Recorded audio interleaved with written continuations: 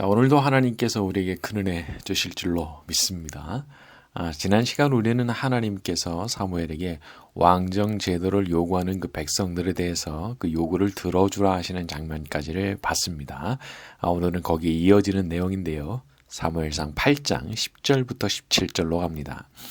자, 사무엘이 왕을 요구하는 백성에게 여호와의 모든 말씀을 말하여 이르되 너희를 다스릴 왕의 제도는 이러하니라. 그가 너희 아들들을 데려다가 그의 병거와 말을 어거하게 하리니 그들이 그 병거 앞에서 달릴 것이며 그가 또 너희 아들들을 1000부장과 50부장을 삼을 것이며 자기 밭을 관리하고 자기 추수를 하게 할 것이며 자기 무기와 병거의 장비도 만들게 할 것이며 그가 또 너희 딸들을 데려다가 향료 만드는 자와 요리하는 자와 떡 굽는 자로 삼을 것이며 그가 또 너희의 밭과 포도원과 감람원에서 제일 좋은 것을 가져다가 자기의 신하들에게 줄 것이며 그가 또 너희의 곡식과 포도원 소산의 11조를 거두어 자기의 관리와 신하에게 줄 것이며 그가 또 너희의 노비와 가장 아름다운 소년과 나귀들을 끌어다가 자기 일을 시킬 것이며 너희의 양떼 10분의 1을 거두어 가리니 너희가 그의 종이 될 것이라. 자, 이제 사무엘이 왕정 제도가 가지고 있는 아주 어두운 부분에 대해서 말을 합니다. 왕이 가만히 있는 게 아니다. 다 가져간다, 다 가져가. 너희 자녀들, 가축, 곡식 다 가져간다. 아주 당당하게 가져갈 것이다. 그리고 이것이 가장 극명하게 현실화된 때가 언제냐?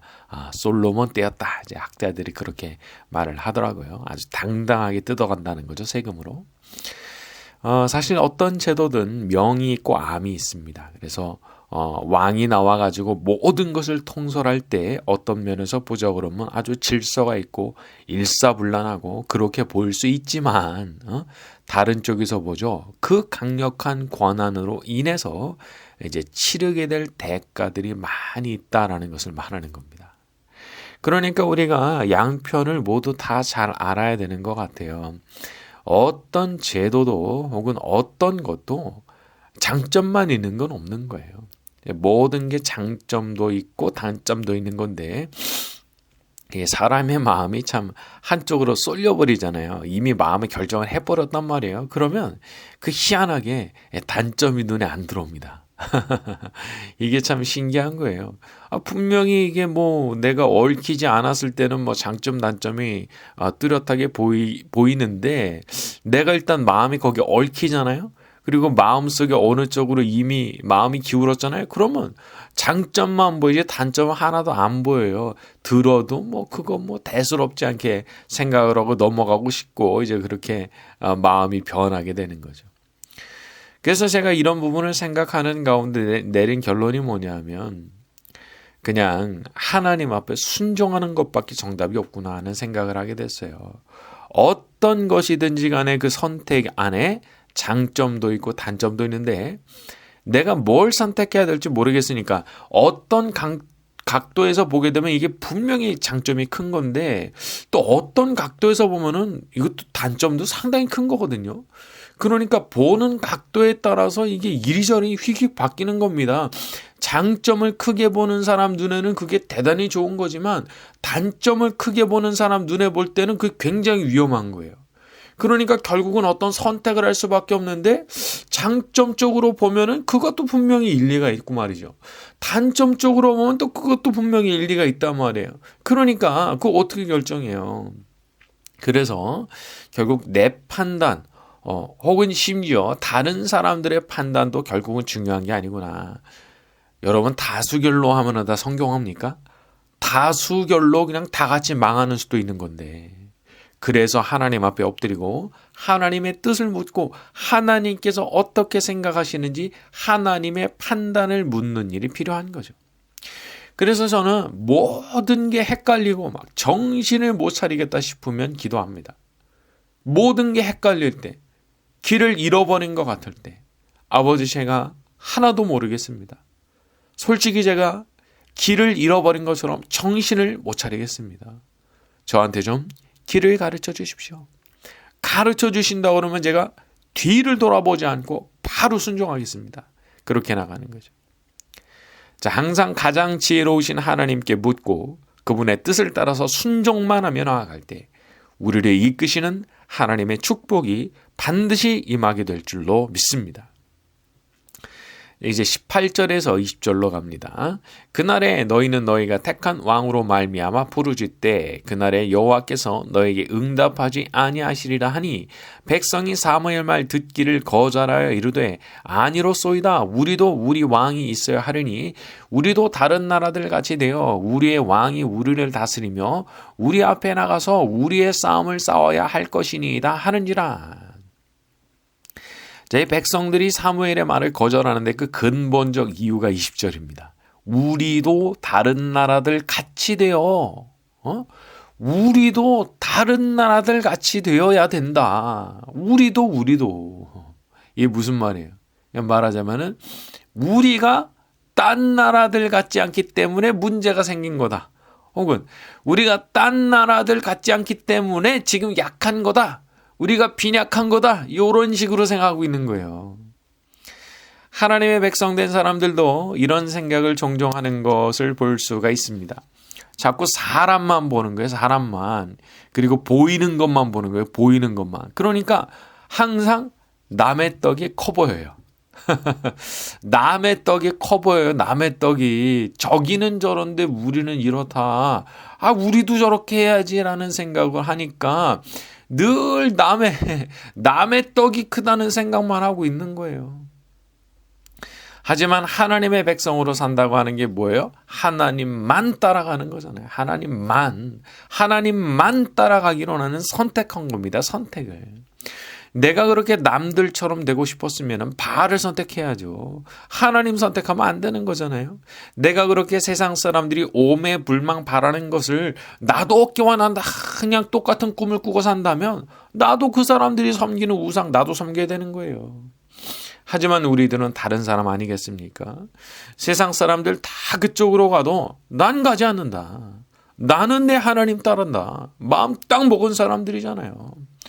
다니엘과 세 친구를 생각해 보세요. 출세하기로 마음 먹었으면 느부갓네살의 명을 거역하면 안 되죠. 그러나 거역하거든요. 안 됩니다. 나는 안 합니다.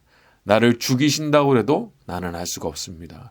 그런 선택을 했던 사람이 다니엘과 세 친구예요. 그런데 그런 기계가 있어야 되는 거거든요. 다른 사람들 자꾸 따라가려 하는 게 아니고 닮아가고 싶어 하는 게 아니고 예수님 말씀하시기를 좁은 문으로 들어가라고 하셨습니다. 좁은 문. 자, 넓은 문, 넓은 길로 가는 사람은 많습니다. 다 그리 가요, 다. 그런데 그 길이 무슨 길이냐? 어디로 이어지는 길이냐? 결국은 멸망으로 가는 길이란 말이죠. 그래서 지금은 어려워 보여도 다른 사람들이 선택을 하지 않는 길이라고 해도 다른 사람들이 저 바보 저거 비웃고 막 조롱을 해도 나는 하나님 따라서 나는 예수님 따라서 이 길을 간다 하는 것이 우리들입니다. 여러분 이스라엘이 한 번도 전쟁에서 패한 적이 없던 때가 다윗 때입니다. 다윗 때. 한 번도 전쟁을 치러서 진 적이 없었던 때가 다윗 왕 때예요. 그런데 그때 다윗이 어떻게 하면서 살았죠? 정말 하나님만 사랑하고 하나님 섬긴 거잖아요. 그럴 때 그냥 세상 보지 않고 여기저기 기웃거리지 않고 그냥 하나님만 섬길 때 그럴 때 오히려 하나님께서 다윗을 축복하시니까 모든 전쟁을 다 이겼다고요. 모든 전쟁을.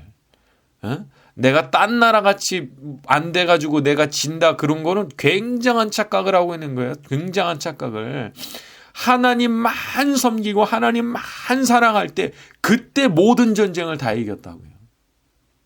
우리도 이 비결을 따라가야 되는 거잖아요. 어려워 보여도 힘들어 보여도 남들 안 쳐다보는 거예요. 왜 남들 쳐다봐요? 난 그냥 하나님만 바라보는 거예요. 그리고 하나님께서 주실 축복을 기대하면서 나가는 거예요. 그럴 때 하나님께서 저 옛날 다윗을 사랑하시고 축복하셨던 것처럼 우리도 축복해 주실 줄로 믿습니다. 자, 이제 21절과 22절로 갑니다. 사무엘이 백성의 말을 다 듣고 여호와께 아뢰매 여호와께서 사무엘에게 이르시되 그들의 말을 들어 왕을 세우라 하시니 사무엘이 이스라엘 사람들에게 이르되 너희는 각기 성읍으로 돌아가라 하니라. 여기 보면은 22절에 그들의 말을 들어 왕을 세우라 사무엘에게 말씀을 하십니다. 자, 하나님께서 이스라엘 백성의 이제 요구를 수용을 하시는 거죠. 하나님께서는 말이죠. 사람이 이제 끝까지 고집을 피우면 그걸 그냥 들어주시는 경우가 많은 것 같아요. 원한다면은 그렇게 해라. 하지만 이제부터 일어나는 모든 곤란한 상황은 네가 책임을 져야 한다. 이게 있는 겁니다. 이게 참 두려운 부분이에요. 고집 부렸습니까? 내가 끝까지 하나님 앞에 고집 부렸습니까? 그러면요, 하나님께서 하라고 하십니다. 해라. 하지만 내가 그 일에 함께하지는 않는다. 여러분, 내가 지금 눈앞에 있는 이 현금 100만 원이 담겨 있는 봉투를 딱 택하고 1조가 들어있는 통장을 던져버린다고 그러면은 이런 바보 같은 일이 어디 있겠어요? 지금 당장 내 눈앞에 있는 자전거를 택하고 기다리면 앞으로 나한테 주어질 비행기를 포기한다. 이것처럼 어리석은 일이 어디 있겠냐는 거예요. 조금 기다리면 되는데, 조금 기다리면 되는데, 그걸 포기를 기다리는 걸 못하고 그냥 그 앞에 있는, 당장 그거 앞에 있는 그것 때문에 그냥 고집을 그렇게 부리고, 그게 왜 그러냐면 하나님 못 믿어서 그래요. 하나님을 못 믿어요. 그래서 정말 주시고 싶어 하시는 그 좋은 것을 못 얻는 거예요. 물론 길게 보면 하나님은 앞으로 세워지는 왕정제도 가운데서도 다윗 왕과 같은 사람을 세우셔서 은혜를 베푸십니다. 그런데 그 앞뒤로 보잖아요. 다윗 왕의 앞과 뒤로 이렇게 보면은 고생 많습니다. 하여튼 그 왕들로 인해서 이스라엘 백성들이 많은 고난을 당하게 돼요. 왕이 잘하면 좋은데 왕이 망치면 다 같이 망하는 거니까. 제가 좀 그런 경험이 있습니다. 기도를 하는데 하나님께서 하지 말라고 그러시더라고요. 그렇게 하지 마라. 그래가지고 제가 마음이 너무 힘드니까 그냥 밤낮으로 제가 울면서 매달렸어요. 하나님, 저는 그렇게 할 수밖에 없습니다. 제가 이거 어떻게 견딥니까? 그냥 밤낮으로 울면서 매달렸어요. 그랬더니 어느 날 기도하는데 마음속에 음성이 딱 들려오는데 해라 하시더라고요. 그렇게 해라. 그래가지고 제가 얼른 했죠. 아이고, 허락받았구나 그러면서 얼른 했어요. 그리고 나서 이제 많은 일이 있었습니다. 정말 어쩌면 제 인생에 있어서 제일의 암흑기가 아니었나 싶을 정도로 정말 많은 일이 있었어요. 물론 이제 그걸 통해서 제가 또 더 큰 은혜를 나중에는 경험하는 계기가 되긴 했지만은 그렇게 캄캄한 시기를 보내게 되더라고요. 다행히 하나님께서 불쌍히 여겨주셔서 그 골짜기도 결국에는 빠져나오게 됐지만 그때 제가 알았어요. 이게 내가 막 고집 부리면은 하나님도 그냥 해라 하시는 거구나. 고집 부리니까 그냥 해라 하시는 거구나. 그런데 그 해라 하실 때 그 말씀이 축복을 약속해 주시는 게 아니란 말이에요. 내가 혼자 감당해야 되는 거예요. 그 결과물들을. 그래가지고 이제는 그렇게 안 합니다. 그래서 아예 처음부터 제가 어떻게 하기를 원하십니까? 그거부터 저는 시작해요. 내 생각 없어요. 아예 싹 지워버리고 시작해요. 뭘 내 생각을 말해요. 그냥 백지 가지고 오는 거예요. 백지. 그냥 하나님 뜻대로만 하길 원하니까 나는 밑그림이 없어요. 전 지금도 밑그림 없어요. 그냥 하나님 시키시는 대로만 합니다. 그냥 순종만 하다가 천국 가는 게 제 소원이니까 제가 그렇게 기도하면서 나가고 있어요. 자, 그렇게 이제 하나님 앞에 모든 걸 맡기는 기도를 할 때 하나님께서 도와주셨어요. 그래서 제가 지금까지 이렇게 멀쩡하게 살고 있는 게 아닌가 생각을 합니다. 자, 우리 하나님께서는 하나님 앞에 고집 부리지 않고 항상 순종하고자 하는 모든 사람들에게 복을 내려주시는 분이신 줄로 믿습니다. 자, 이제 우리 사무엘상 9장으로 넘어갑니다. 9장 1절과 2절. 베냐민 지파의 기스라는 유력한 사람이 있으니 그는 아비엘의 아들이요 스롤의 손자요 베고랏의 증손이요 아비아의 현손이며 베냐민 사람이더라. 기스에게 아들이 있으니 그 이름은 사울이요 준수한 소년이라. 이스라엘 자손 중에 그보다 더 준수한 자가 없고 키는 모든 백성보다 어깨 위만큼 더 컸더라. 자, 이제 대수를 따져보게 되면은 베냐민으로부터 6대 손에 해당하는 기스라는 사람에 대한 얘기가 나옵니다. 이 베냐민 지파에는 사연이 있는데 사사기에 보게 되면 이 베냐민 지파가 거의 다른 지파에 의해서 멸망의 지경까지 갔던 지파입니다. 그러니까 거의 없어질 뻔했어요. 없어질 뻔. 그래서 아마도 학자들은 이 기스의 조상은 아주 그 전쟁에서 살아남은 아주 운이 좋은 사람이었을 것이다. 그렇게 보기도 하더라고요. 참 근데 재밌어요. 그렇게 뭐 멸망 직전까지 갔던 그 지파에서 또 이런 사울 같은 왕, 초대 이스라엘 역사의 이제 초대 왕이잖아요. 그런 왕이 나오기도 하는 것을 보면은 이렇게 사람의 역사라고 하는 것은 이제 가늠을 할 수가 없는 것이구나 그런 생각도 하기는 합니다. 그러니까 주저앉았다고 해서 완전히 주저앉은 게 아니에요. 뭐 멸망의 직전까지 갔어도 그걸로 끝난 게 아니에요. 하나님의 뜻이 거기 있으면 거기에서 새로운 꽃이 피어나는 겁니다. 이제 새로운 싹이 거기서 또 움터나는 거예요. 아무도 상상 못했던 일이 거기서 일어나요. 거기서. 베들레헴도 마찬가지죠. 너무 작은 동네예요. 아무도 쳐다보지 않아요. 그러나 거기에서 그리스도께서 나시죠. 이런 것들이 참 하나님께서 이루시는 놀라운 일 중에 하나인데 약해진 곳, 미약한 곳, 아무도 쳐다보지 않는 곳, 거기에서 하나님께서 놀라운 일을 일으키시는 거예요. 여러분 그런 거를 기대하셔야 되는 거예요. 여기 지금 인간적으로 볼 때 소망이 없다. 인간적으로 볼 때니까 소망이 없죠. 인간의 눈으로만 보면 소망 없는 건 사실이에요. 그러나 거기에도 하나님의 뜻이 있으면 싹이 올라옵니다. 거기서도 새로운 꽃이 피어납니다. 상상도 못했던 일들이 일어난다는 거예요. 그러니까 그런 믿음을 가지고 가셔야 되는 거예요. 하나님은 돌들로도 아브라함의 자손을 만들 수 있는 분이라고 예수님 말씀하셨어요. 돌들로도 하나님께서 아브라함 자손을 만드실 수 있는 그런 분이신데, 그러니까 인간적으로 거기가 좀 황폐화됐다고 그래서 뭐 문제가 있다. 너무 그렇게 절망하지 마세요. 하나님께서 하시면 황무지에도 꽃이 피는 줄로 믿습니다. 자, 그리고 이어서 기스의 아들이 언급이 되는데 사울입니다. 준수한 소년이라 이렇게 되어 있는데 여기서 준수하다 번역된 단어를 다른 번역들 같은 경우는 아주 잘생긴 것으로 아주 핸섬한 것으로 번역을 하기도 했어요. 그래서 너무 잘생기고 거기다가 키도 다른 사람들보다 어깨 위만큼 컸다는 겁니다. 그러니까 그보다 더 잘생긴 사람이 없고 뭐 키도 그냥 큰 그런 사람. 야, 이거 그림이 그려지세요? 뭐 지금 같으면은 스타 배우나 스타 운동선수 같은 이제 그런 느낌의 사람이었던 것 같아요. 어디 가도 와, 이거 뭐 주목받을 수밖에 없는 그런 외모를 가졌던 사람이었던 것 같아요.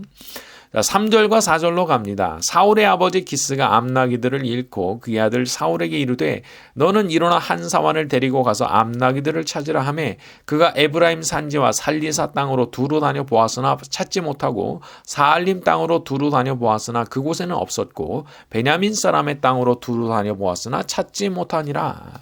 자, 여기 에브라임 산지를 돌아다녔다라고 했는데 여기는 베냐민 지파에 속한 땅의 그 북부에 이제 바로 인접해 있는 고산 지역이라고 되어 있어요.